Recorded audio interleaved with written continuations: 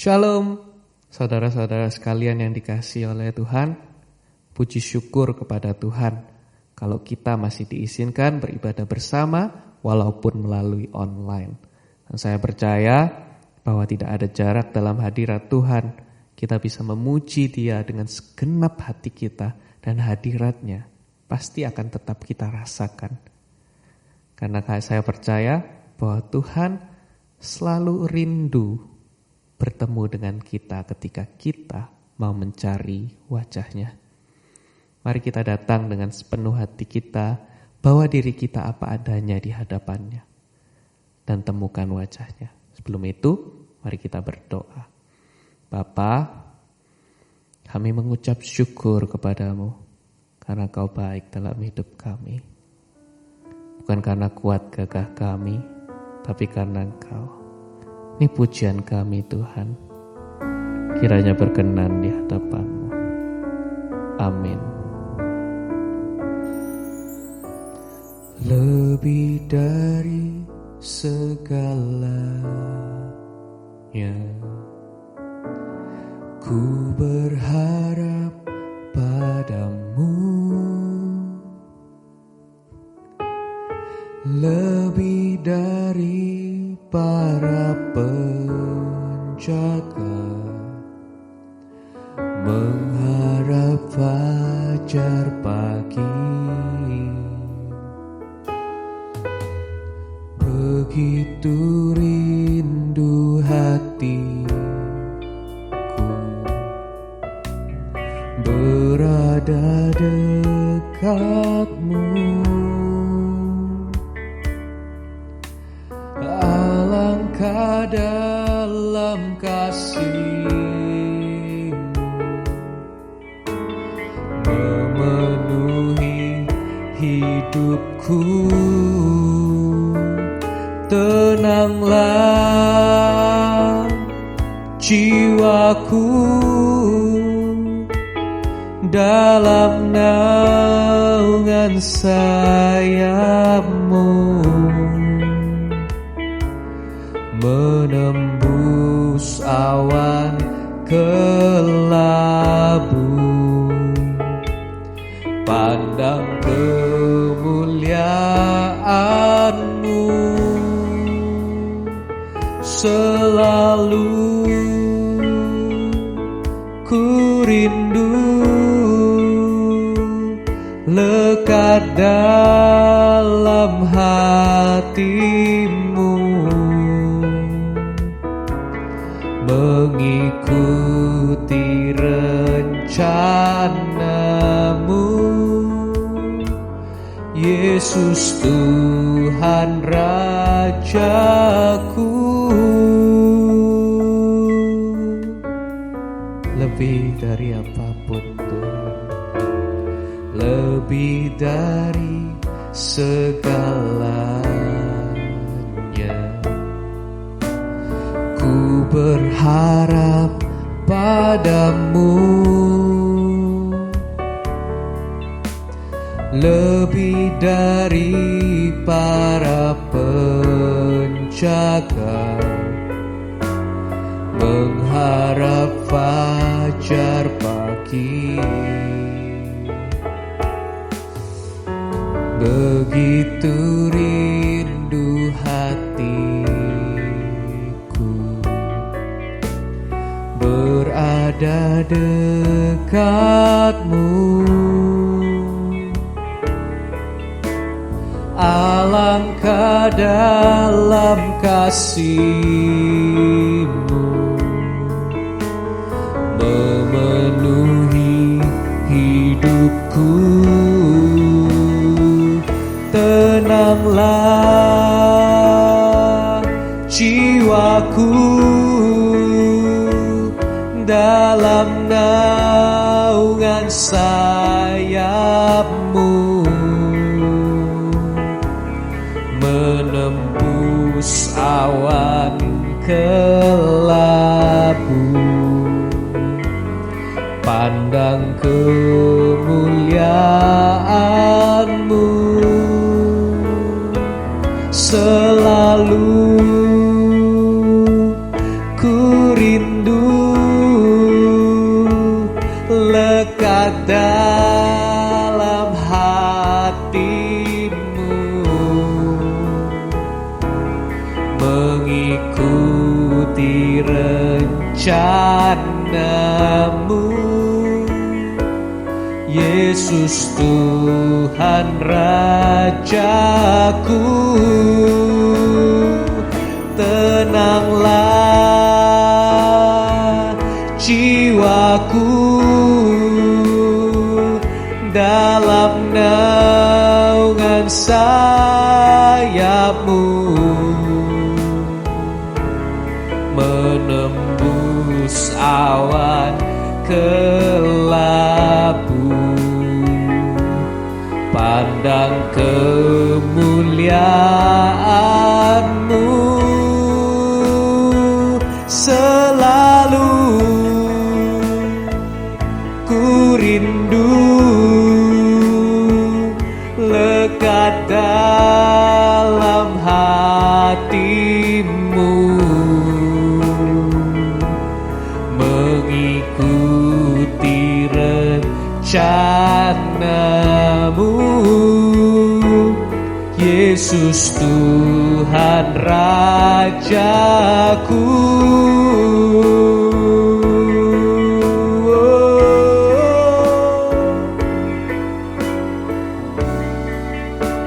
Apapun keadaanku Tuhan, ku kan diam dalam naungan-Mu, memandang kemuliaan-Mu. Itu pilihanku untuk tetap berharap dan percaya kepadamu, ikuti rencana-Mu, memenangkan pertandinganku bersama denganmu Tuhan.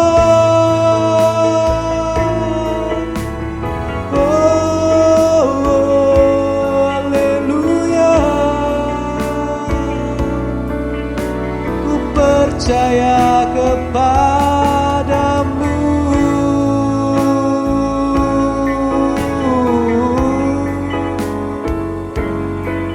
Yesusku,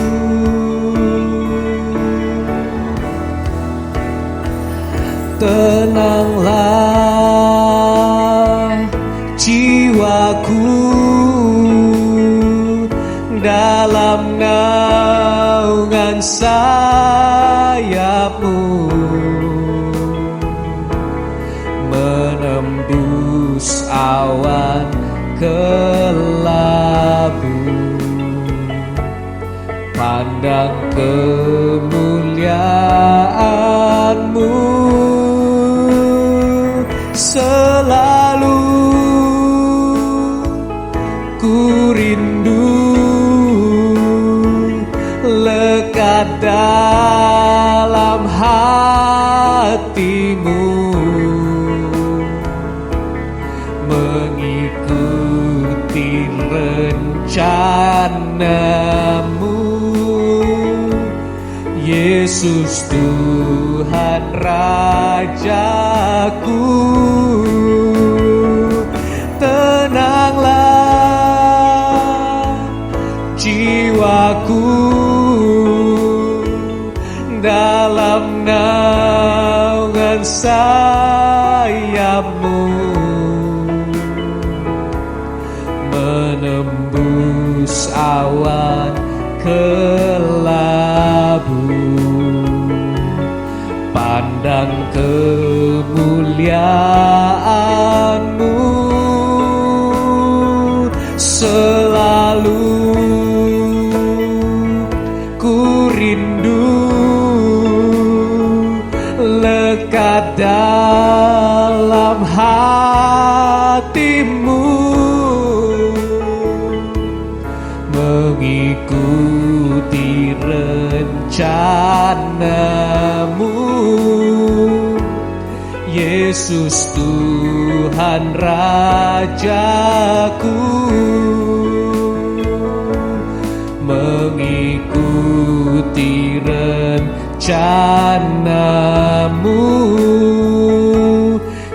Yesus Tuhan Rajaku, mengikuti rencanamu. Yesus Tuhan Rajaku.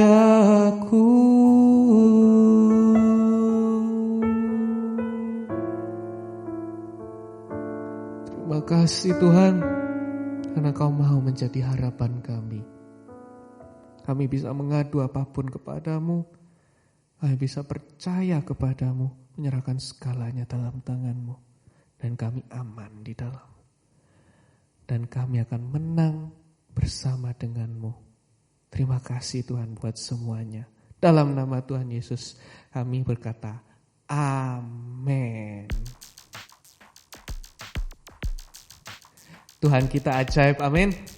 Mari kita katakan, Tuhanku ajaib, Yesusku ajaib. Yesus ajaib, Tuhanku ajaib, kasih-Nya ajaib bagiku.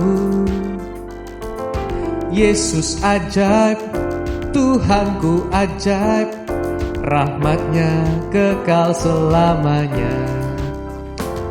Tak berubah kasih-Nya, setiap hari bertambah indahnya, sampai bumi berlalu dan habislah ragaku. Yesusku ajaib bagiku. Yesus ajaib, Tuhanku ajaib, kasih-Nya ajaib bagiku. Yesus ajaib, Tuhanku ajaib, rahmat-Nya kekal selamanya. Tak berubah kasih-Nya, setiap hari bertambah indahnya, sampai bumi berlalu dan habislah ragaku. Yesusku ajaib bagiku. Tak berubah kasih-Nya, setiap hari bertambah indahnya. Sampai bumi berlalu dan habislah ragaku. Yesusku ajaib bagiku. Katakan, Yesus ajaib, Dia berkuasa, ada mujizat sebab Yesus ajaib. Yesus ajaib, Dia berkuasa,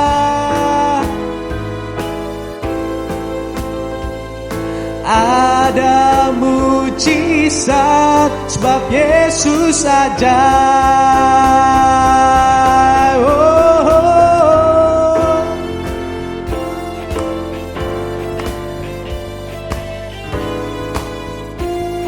Selamanya Kau ajaib Tuhan.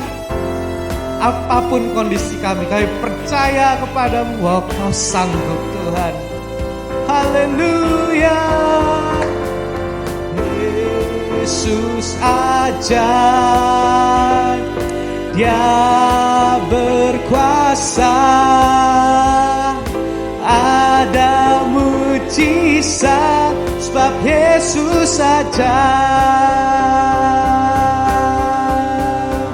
Tak berubah kasih-Nya, setiap hari bertambah indahnya, sampai bumi berlalu dan habislah ragaku.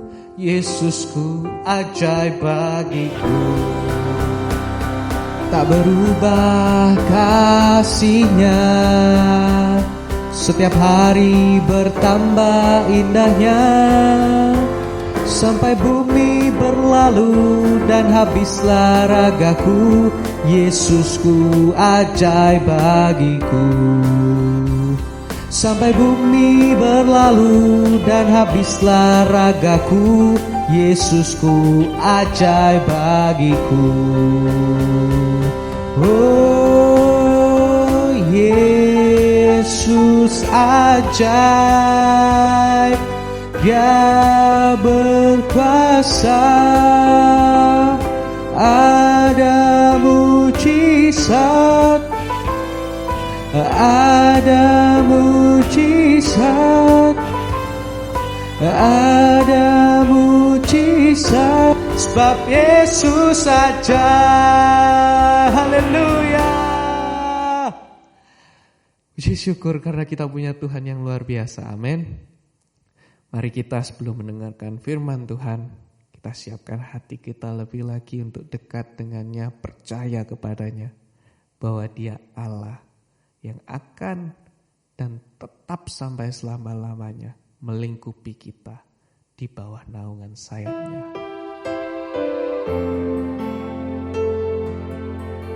Ya, Yesus.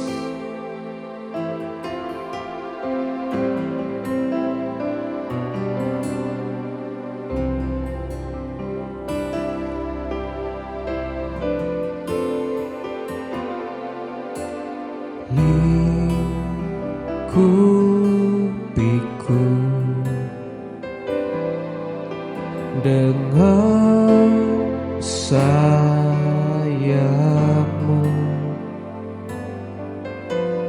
naungiku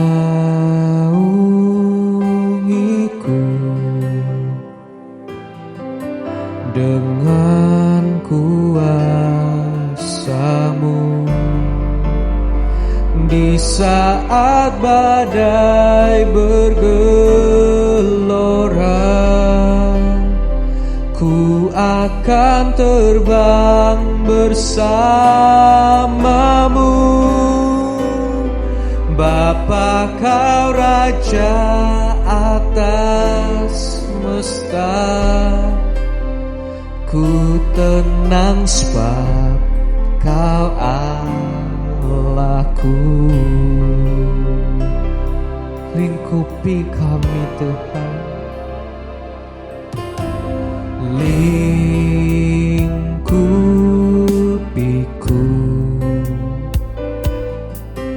dengan sayap-Mu,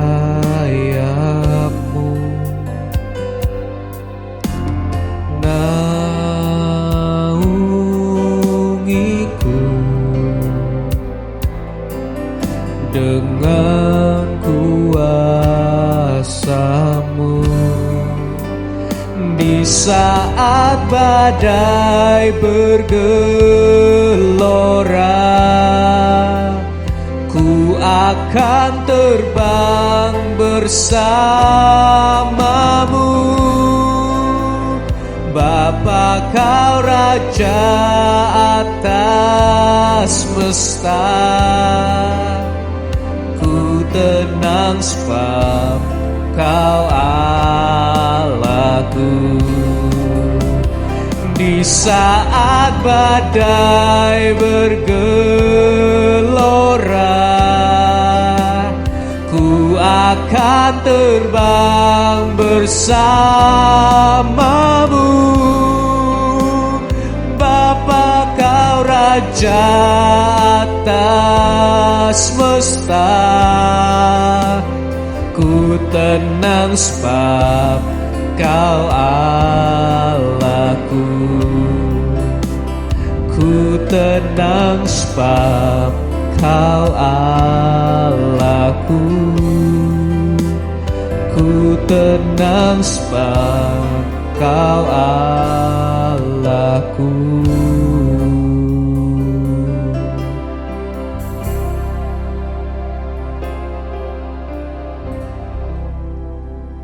Terima kasih Tuhan, kami percaya kepadamu di segala musim, di segala apapun kondisi yang menghempit kami hari ini. Kami mau taruh percaya kami kepadamu, bukan membuat semangat kami menjadi kendor, tapi biarlah kami semakin rindu untuk mengenal dan mencari apa yang menjadi kehendak-Mu dalam hidup kami.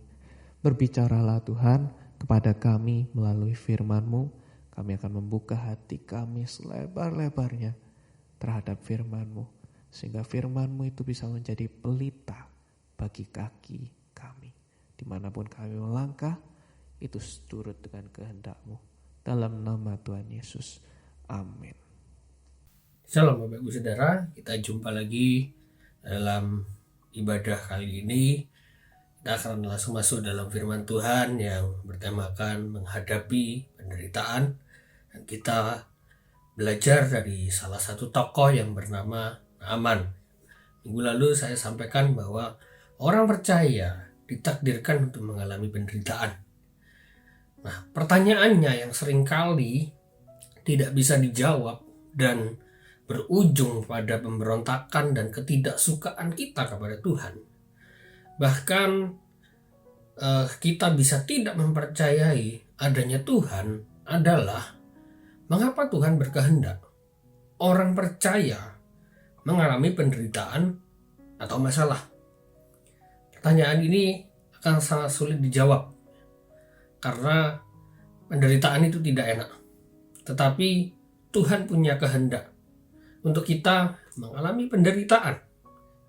Kita akan belajar dari salah satu tokoh yang bernama Naaman yang terambil dari 2 Raja-Raja pasal 5. Keadaan Naaman pada saat itu adalah Naaman ini orang Aram.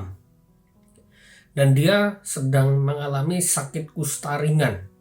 Makanya si Naaman ini masih bisa bertugas, dia masih bisa berjalan dan masih bisa bertemu dengan orang lain. Biasanya kusta itu sudah dipisahkan. Lalu keadaan pada saat Naaman ini sakit, Aram ini sedang berperang dengan Israel dan selalu berselisih. Nah, tetapi Raja Aram, tuan dari Naaman ini memohon bantuan kepada Raja Israel yang adalah musuhnya dari petunjuk tawanan budak Israel yang bekerja untuk istrinya Naaman untuk menyembuhkan penyakitnya Naaman. Nah, di dalam 2 Raja-Raja 5 ayat 2 dikatakan, orang Aram pernah keluar bergerombolan dan membawa tertawan seorang anak perempuan dari negeri Israel. Ia menjadi pelayan pada istri Naaman. Ayat 3, berkatalah gadis itu kepada nyonyanya, sekiranya tuanku menghadap nabi yang di Samaria itu, maka tentulah nabi itu menyembuhkan dia. Jadi budak Israel ini memberi saran kepada nyonyanya, istrinya Naaman, supaya Naaman berobat ke nabi di Samaria. Dan Raja Aram tentu memberikan izin kepada Naaman. Di dalam ayat yang kelima dikatakan begini, maka jawab Raja Aram, baik, pergilah dan aku akan mengirim surat kepada Raja Israel. Lalu pergilah Naaman dan membawa sebagai persembahan 10 talenta perak dan 6.000 sikal emas dan 10 potong pakaian. Jadi Raja Aram ini membawa persembahan karena mereka sedang bertikai. Jadi Raja Aram berusaha untuk istilahnya menyogok supaya Raja Israel ini mau membantu kesembuhan dari Naaman. Dan persembahan yang dibawa ini sangat besar nilainya. Peraknya itu 10 talenta. Kalau dikilogramkan sekitar 340 kilogram. Harganya sekitar 3,74 M. Lalu emas, emasnya di situ ditulis adalah 6.000 sikal emas. 6.000 sikal emas ini sekitar 46 kilo emas. Jadi nilainya sekitar 40 miliar. Jadi kalau di total 4,4 M lah. Dibawa oleh Naaman dan ini dari Raja Aram supaya Raja Israel ini mau menolong si Naaman. Nah, tetapi di ayat yang berikutnya, Raja Israel itu menolak persembahan dari Raja Aram. Dengan tegas dia mengatakan dalam ayat yang ke-7, segera sesudah Raja Israel membaca surat itu, dikoyakkannya lah pakaiannya, serta berkata, Allahkah aku ini, yang dapat mematikan dan menghidupkan, sehingga orang ini mengirim pesan kepadaku, supaya aku sembuhkan seorang dari penyakit kustanya. Tetapi sesungguhnya perhatikanlah dan lihatlah, Ia mencari gara-gara terhadap aku. Jadi kalau orang Israel itu mengoyakkan pakaiannya, itu adalah tanda sedih.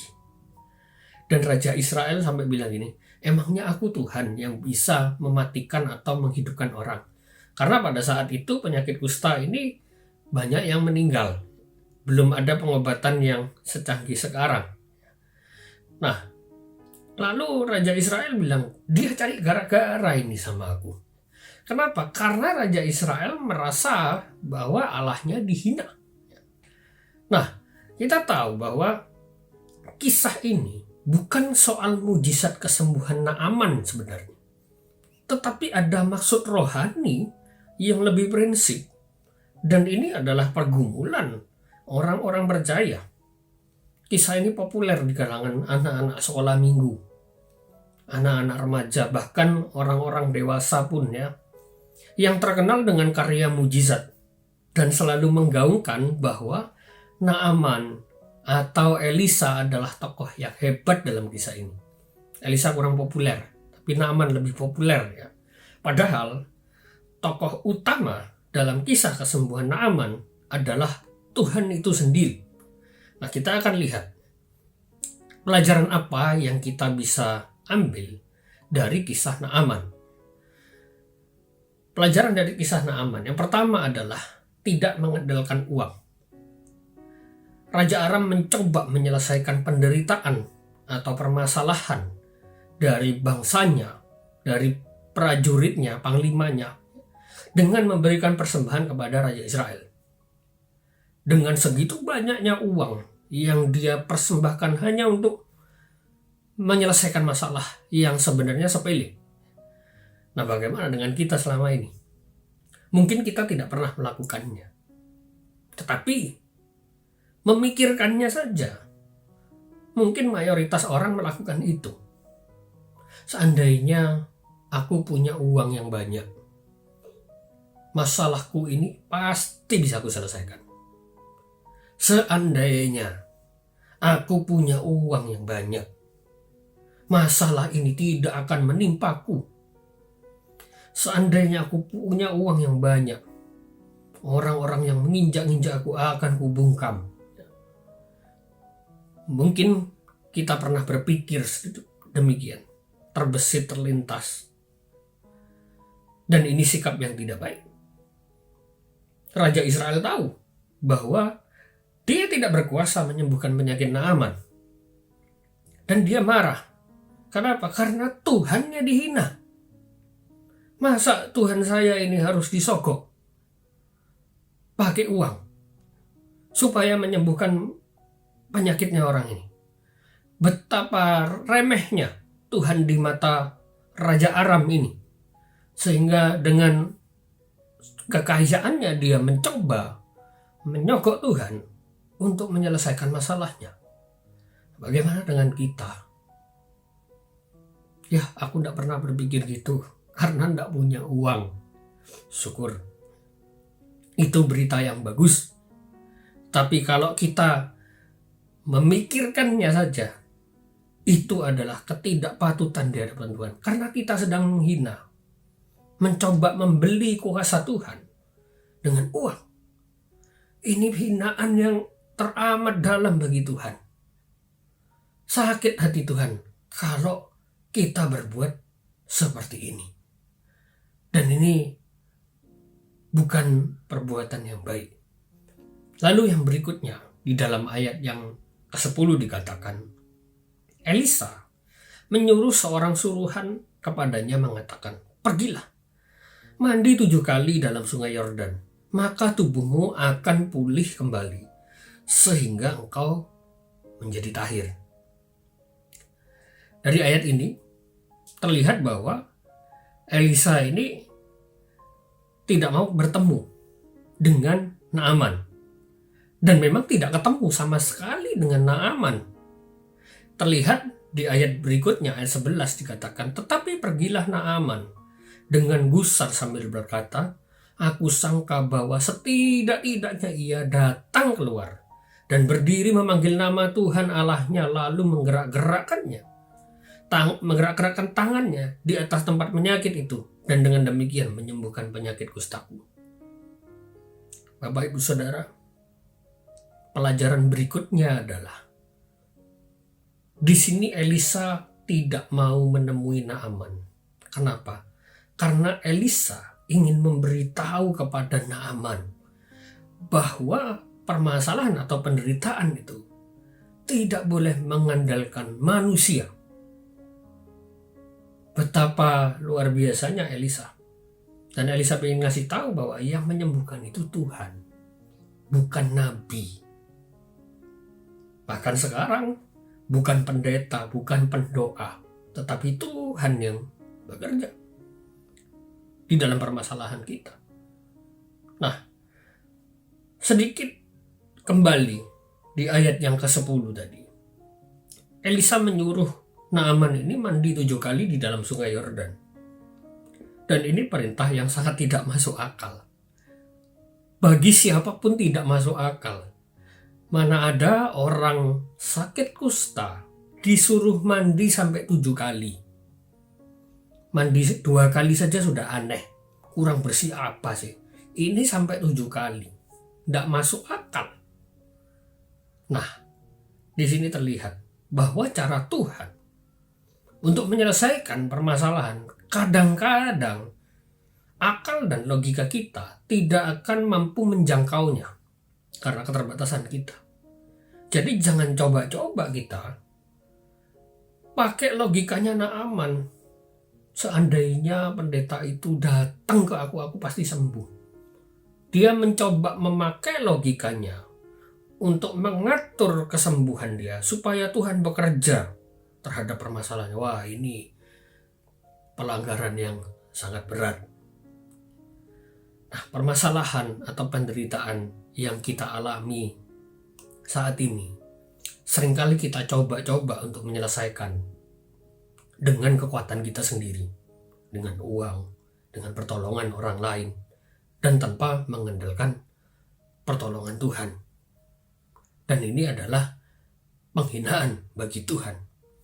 Karena Dia adalah Allah yang berdaulat bagi kita.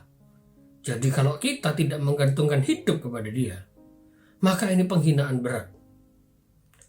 Persoalan kisah ini adalah persoalan rohani, yaitu meninggalkan kepercayaan kepada Allah. Jadi sesungguhnya permasalahan Naaman bukan perkara sakit penyakit kusta yang dialami oleh Naaman, tapi sayangnya yang populer kisah mujizatnya. Tetapi ini lebih kepada persoalan rohani, yaitu meninggalkan kepercayaan kepada Allah. Makanya dia mengandalkan uang, dia mengandalkan orang lain. Nah, Bapak Ibu Saudara, kalau kita terjebak dan pernah melakukan perbuatan seperti ini, segera berubah sebelum semuanya terlambat.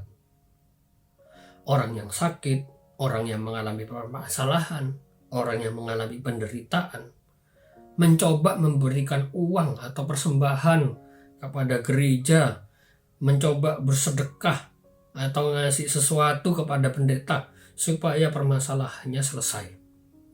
Ini menghina Tuhan.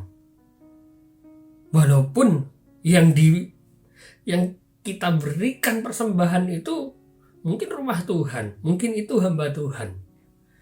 Tapi kalau kita mengandalkan itu, memberikan persembahan untuk menyelesaikan permasalahan kita, ini penghinaan bagi Tuhan.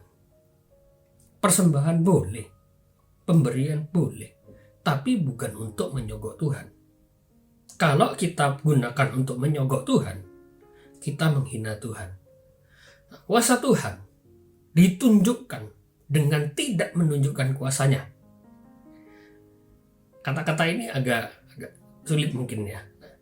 Tuhan yang berkuasa itu, Dia juga berkuasa untuk tidak menunjukkan kuasanya kepada kita, atau tidak mengabulkan permintaan kita untuk menyelesaikan masalah kita. Gampangnya seperti itu. Karena Dia Allah yang independen, Allah yang tidak bisa dinasehati, tidak perlu dinasehati, Allah yang tidak bisa diatur oleh apapun dan oleh siapapun. Jadi kalau setiap kali kita memberikan persembahan atau berbuat baik atau melayani bahkan atau apapun itu, lalu Tuhan mengabulkan permintaan kita untuk menyelesaikan masalah kita, maka sebenarnya kita memposisikan Tuhan sebagai Tuhan yang tidak berkuasa. Loh, kenapa? Karena kuasanya bergantung pada perbuatan baik kita, bergantung pada persembahan kita. Itu bukan Tuhan yang maha kuasa, Bapak Ibu Saudara. Beberapa hari yang lalu saya mengalami sakit, demam, karena kecapean. Lalu saya ditugaskan oleh Bapak Gembala untuk menyampaikan firman Tuhan pada hari ini. Dan ada beberapa tugas yang lain yang masih belum saya selesaikan. Tugas pelayanannya ada banyak. Lalu ketika saya sakit, saya tidak bisa duduk lama di depan komputer lama, tidak bisa. Sebentar sudah pusing. Dalam hati saya berdoa, Tuhan, sembuhkan saya. Saya sakit, tidak bisa melayani Engkau. Masa aku punya Tuhan yang maha kuasa, Tuhan yang berdaulat, Tuhan yang menciptakan alam semesta ini, tidak sanggup menyembuhkan demamku, tidak sanggup menyembuhkan sakit kepalaku. Aku ini mau melayani Tuhan, melayani Tuhan. Aku bukan mau jalan-jalan, bukan mau berbuat males-malesan, bukan mau seenaknya saja, mau melayani loh. Ayo Tuhan sembuhkan. Biasanya saya sakit tidak pernah lama, Bapak Ibu Saudara. 1 malam selesai. Tapi pagi harinya tidak selesai. Sakit itu bukannya makin sembuh tapi makin parah. Siangnya makin parah. Dan saya protes sama Tuhan. Tuhan, ini aneh. Aku mau melayani. Mosok gak disembuhno Tuhan. Saya kalau berdoa sama Tuhan kadang-kadang pakai bahasa Jawa. Artinya ya saya berusaha dekat dengan Tuhan ya. Nah, lalu Tuhan juga tidak sembuhkan. Sudah minum obat, macam-macam sudah saya coba, sudah istirahat, bukannya makin sembuh, makin geliang, makin pusing. Aduh, saya pikir ini COVID ini. Tapi saya lihat, oh, anak dan istri saya tidak apa-apa. Berarti bukan COVID, karena kita memang tidak pernah keluar. Lalu di situ saya teringat dengan khotbah saya sendiri minggu lalu. Saya menyampaikan bahwa kalau kita minta penderitaan itu diselesaikan, pikirkan itu penderitaan untuk siapa? Permasalahan itu perkara apa? Perkaramu apa perkara Tuhan? Lalu saya teringat, ini perkara Tuhan, ini perkara pelayanan. Masa tidak dikabulkan? Wah, saya sudah berkhotbah seperti itu, tidak terbukti khotbah saya. Lalu tidak lama saya teringat, oh iya, ada poin di sebelumnya, kamu itu tidak layak ditolong. Aduh, untung Tuhan ingatkan. Tidak lama setelah itu saya belajar dan terbesit kata-kata ini. Kuasa Tuhan ditunjukkan dengan tidak menunjukkan kuasanya. Dia tidak berhak menjawab doamu. Dia berhak juga menjawab doamu. Terserah dia mau jawab atau tidak, itu kedaulatannya. Tidak lama setelah itu, setelah saya belajar dan mengerti, oh, aku salah Tuhan, aku menghina Tuhan. Bahkan aku tidak percaya dengan Tuhan ya. Menghina Tuhan ini sama dengan tidak percaya dengan Tuhan ya. Bahwa kuasanya sangat nyata. Itu saya berdoa minta ampun sama Tuhan, Tuhan ampuni saya. Saya tidak mau lagi mendikte Tuhan. Lalu di dalam hati bilang, minumlah kopi itu. Istri saya membuatkan kopi, lalu saya minum sampai habis, dan mujizat nyata. Hilang semua sakit. Wah, di situ saya belajar banyak hal, bahwa penderitaan itu Tuhan itu tidak wajib menjawab kok. Dia akan jawab kalau kita belajar sesuatu. Kalau kita tidak mendikte dia, kalau kita memposisikan dia di tempat yang tepat. Anugerah tidak dapat dibeli dengan uang. Keselamatan, berkat, perlindungan, kesembuhan, dan lain sebagainya, itu adalah anugerah. Kasih yang Tuhan berikan itu Tuhan memberikan kepada orang yang Dia kehendaki. Jadi jangan coba-coba kita membuat Tuhan itu berkehendak, berkenan dengan kita. Tidak bisa, Bapak Ibu Saudara. Itu kita sedang mendikte Dia. Itu sama dengan kita menghina Allah yang Maha Tinggi. Tuhan, tolonglah, aku ini sudah ini dan itu. Engkau tidak berkenankah menjawab permasalahanku? Raja Israel itu tahu, bahkan dia sampai mengoyakkan bajunya karena dia merasa Allahnya dihina. Sekali lagi, memikirkannya saja itu sudah tidak pantas. Ayo, jangan dibiasakan. Nanti akan jadi karakter. Bahkan itu akan sulit diubah. Kalau hari-hari ini kita punya masalah, mari kita datang kepada Tuhan. Kita naikkan pujian ini, sujud di altarnya. Kita bawa hidup kita kepada Tuhan, karena Dia yang berdaulat. Dan jangan mencoba-coba kita mendikte Tuhan. Kalau kita mendikte Dia, betapa terhinanya Dia. Datang kepada Tuhan, minta Dia ubahkan, supaya kita belajar sesuatu untuk tidak menempatkan Tuhan itu di posisi yang salah. Mintalah hati kita yang diperbaharui.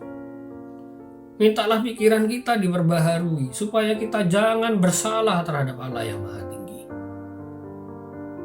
Mari, Bapak Ibu Saudara, kita datang kepada Tuhan. Bila hati terasa berat, tak seorang pun mengerti bebanku.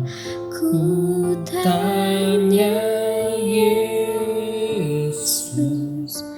apa yang harus ku buat? Dia berfirman, mari datanglah. Dia selalu pedulikan aku.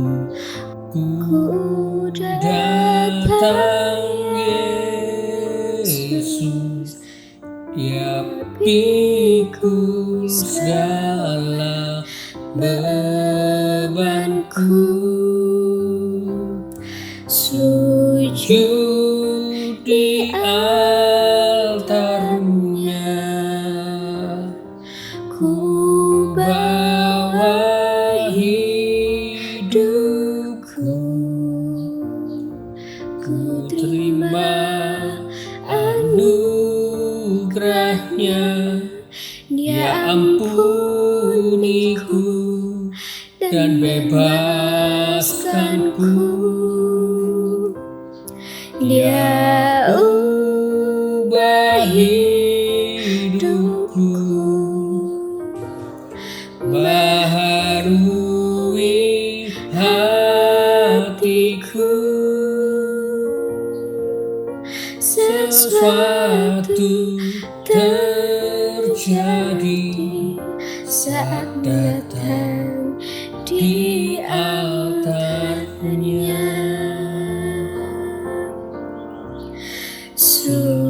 sujud di altarnya, ku bawa hidupku, ku terima anugerahnya. Dia ampuniku dan bebaskanku. Dia ubah hidupku, baharui hatiku. Sesuatu terjadi saat datang di altarnya. Sesuatu terjadi, pemulihan terjadi, mujizat terjadi saat datang di altarnya. Lagu ini harusnya menjadi perenungan kita, bahwa kita harus datang kepada Tuhan, bawa hidup kita untuk kita diubahkan. Dan anugerah ini, Bapak Ibu Saudara, tidak bisa kita beli dengan uang. Modalnya adalah hanya percaya. Dalam Kisah Rasul 15 ayat 11 dikatakan di situ sebaliknya, kita percaya bahwa oleh kasih karunia Tuhan Yesus Kristus kita akan beroleh keselamatan sama seperti mereka juga. Menerima anugerah syaratnya adalah percaya. Untuk percaya berarti ada penyerahan total, untuk rela dibentuk dan menuruti kehendaknya. Perbuatan baik atau ketaatan kita kepada firman Tuhan itu bukan syarat untuk menerima anugerah, tetapi itu adalah bukti bahwa kita sudah menerima anugerah. Jadi jangan coba-coba kita memberikan ketaatan kita, memberikan perbuatan kita supaya kita terima anugerah Tuhan. Ini terbalik. Justru itu anugerah, karena itu kita bisa terima dan berbuat baik, dan kita bisa taat. Ketika kita dalam masalah atau dalam penderitaan, masih taatkah kita? Atau jangan-jangan kita sedang tidak taat, maka kita sedang keluar dari anugerah Tuhan. Apalagi kita sampai menyogok Dia. Kalau sekarang kita menghadapi permasalahan atau penderitaan, coba pikirkan, refleksikan. Jangan-jangan kita salah memperlakukan Tuhan sehingga kita gagal menghadapi permasalahan. Coba cek Bapak Ibu Saudara. Apakah kita sedang melanggar firman Tuhan? Apakah ketika kita menghadapi penderitaan kita melupakan firman Tuhan? Maka kita sedang keluar dari anugerah Tuhan. Karena penderitaan itu bisa jadi ujian bagi kita. Tuhan ingin lihat bahwa kita taat dan belajar untuk taat dan ingat firman Tuhan. Kehendaknya bahwa orang percaya mengalami penderitaan itu untuk memurnikan kita dan iman kita dalam rangka menjadi umat pilihannya. Kita belajar dari kisah Naaman bahwa Tuhan itu pengen mengajar Naaman. Naaman tidak boleh mengandalkan uang, tidak boleh mengandalkan nabi, tapi harus mengandalkan Tuhan. Mari kita belajar. Kadang-kadang pikiran kita salah, memposisikan Tuhan. Akhirnya kita sendiri yang gagal. Dan kalau sekarang kita sedang dalam penderitaan yang berat, saya akan tutup dengan kata-kata ini. If God put us at the bottom of life, it means He want us to find a lesson there. Jika Tuhan menaruh kita di dalam kehidupan yang paling bawah, penderitaan yang begitu berat, itu berarti Dia menginginkan bahwa kita menemukan pelajaran di bawah sana. Karena akan ada banyak pelajaran di situ. Tambang emas itu ada di bawah. Tambang pelajaran itu ada di bawah. Kalau Tuhan menempatkan kita di bawah, kita akan menemukan emas di situ. Apa itu? Kesetiaan kita pada Tuhan. Ketaatan kita pada Tuhan. Pengetahuan kita akan Tuhan. Itu yang Tuhan inginkan. Mari kita angkat satu pujian.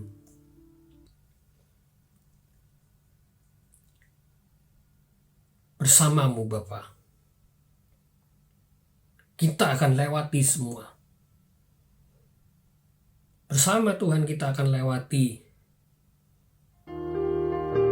semua penderitaan, semua permasalahan yang kini kita alami. Ayo datang pada Tuhan.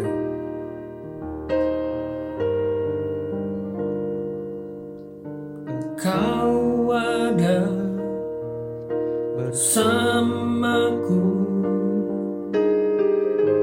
di setiap musim hidupku. Tak pernah kau biarkan ku sendiri.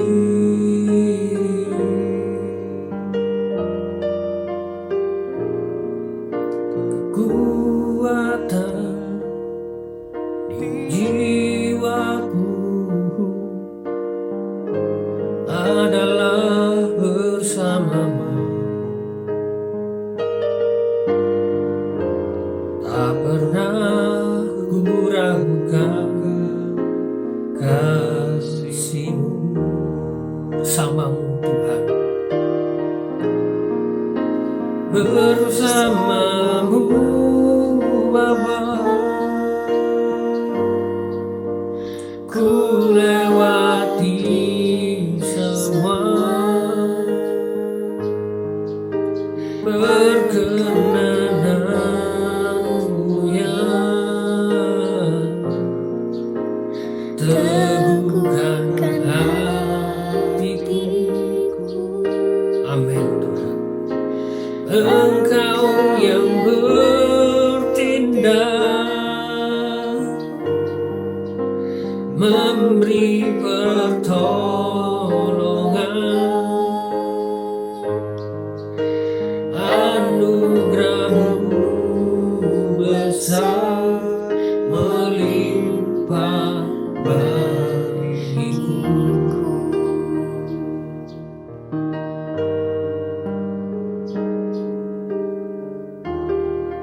Hanya bersama-Mu Bapa, kami mau lewati semua musim hidup kita. Kau ada bersamaku di setiap musim hidupku. Tak pernah kau biarkan ku sendiri. Kekuatanku hanya di dalam Tuhan. Jiwaku adalah bersama-Mu. Ampuni kami Tuhan, kalau kami pernah ragu akan kasih-Mu Tuhan. Haleluya. Bersama-Mu Bapa, ku lewati semua perkenanan-Mu yang teguhkan hatiku. Kami percaya Engkau yang bertindak Tuhan, setiap kami, memberikan anugerah-Mu, memberikan pengetahuan akan Tuhan yang benar, memberikan firman-Mu ketika kita sedang dalam permasalahan, agar kami bisa taat, bisa melakukan kehendak-Mu, tidak salah menempatkan Tuhan. Anugerah-Mu besar melimpah bagiku.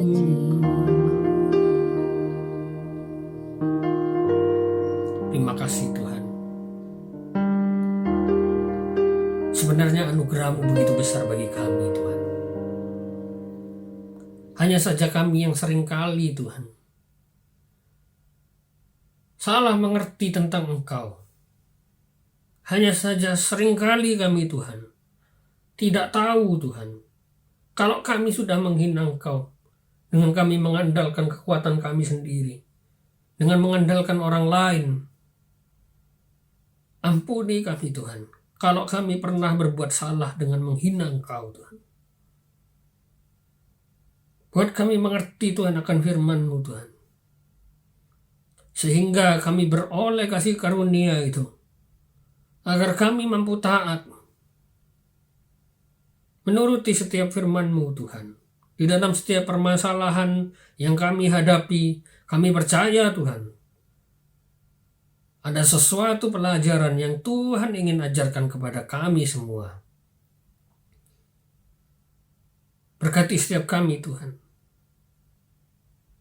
Berikan kami kesadaran Tuhan, bahwa Engkau Allah yang maha tinggi, yang tidak pantas untuk kami dikte, yang tidak pantas untuk kami sogok dengan kekuatan kami, dengan pelayanan kami, dengan ketaatan kami sekalipun.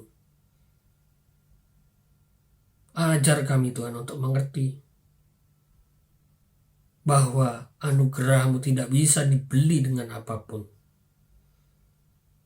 Ketaatan kami bukan untuk mendapat perkenanan-Mu, tapi perkenanan-Mu lah yang bisa menjadikan kami taat.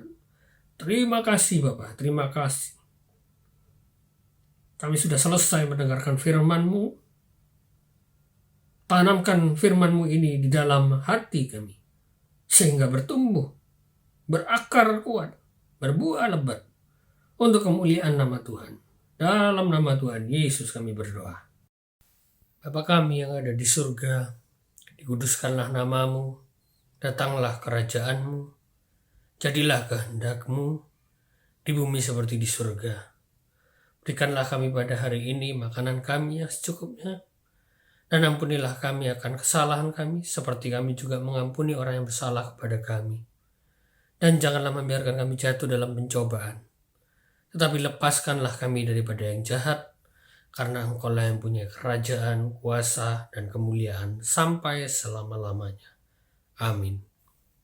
Bapa dalam kerajaan surga, kami mengucap syukur atas kesempatan-Mu.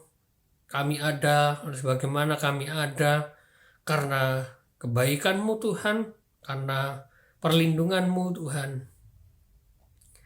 Terima kasih Tuhan, Engkau menjamah setiap jemaat yang sakit, yang sedang bertarung melawan COVID-19 Tuhan. Engkau memulihkan juga keluarganya yang sedang merawat Tuhan. Engkau memberikan kekuatan, kesehatan, kesabaran Tuhan. Dan juga jemaat-jemaat yang baru ditinggalkan oleh keluarga yang disayangi Tuhan, kiranya Engkau memberikan penghiburan, memberikan damai sejahtera, memberikan sukacita, memberikan kekuatan, agar keluarga yang ditinggalkan dapat terus mengiring Tuhan dan hidup seturut dengan firman Tuhan. Berkati setiap kami Tuhan, jemaat-Mu di tempat ini, GBIS Keraksan ini Tuhan, Engkau memberkati kami semua dan dilindungi semua di dalam kuat kuasa Tuhan, dan dipelihara setiap kebutuhannya dengan kebijaksanaan Tuhan. Terima kasih Tuhan, terima kasih. Kami ucapkan syukur pada kesempatan kali ini kami boleh beribadah bersama-sama, memuji Engkau, mendengarkan firman-Mu Tuhan. Kiranya Tuhan ibadah kami menjadi persembahan yang harum bagi nama-Mu Tuhan. Terima kasih Tuhan, terima kasih. Jemaat yang dikasihi Tuhan, turunlah berkat atas engkau semua. Kiranya berkat dari Allah Bapa, kasih dari Tuhan Yesus Kristus, dan penyertaan dari Roh Kudus terus menaungi kami semua, kita semua, sampai Tuhan Yesus datang yang kedua kalinya, sehingga kita menjadi umat yang berkenan di hadapan Tuhan.